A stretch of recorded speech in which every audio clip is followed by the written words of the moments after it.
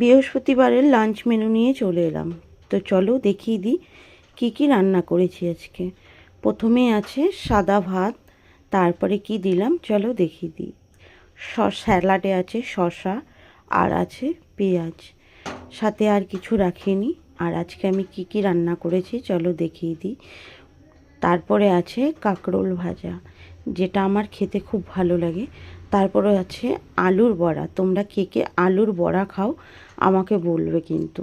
এটা তবে আমি গ্রেট করে আমি আলুর বড়াটা করেছি। আর একটা ভালো লাগে, আলুটাকে যদি একটু থেতো করে নিয়ে বড়া করা হয় দারুণ লাগে খেতে। আর দেখো আজকে আমি ডিমটা অন্য রকমভাবে করেছি। ডেলি তো অমলেট বা গোটা ডিম খাওয়া হয়, আজকে আমি দু অর্ধেক করে ডিমটাকে রান্না করেছি। তবে আজকে কিন্তু আমি সর্ষে দিয়ে রান্না করেছি ডিমটাকে। খেতে কিন্তু খুব সুন্দর হয়েছিল। মাঝে মাঝে একটু চেঞ্জ করেও খেতে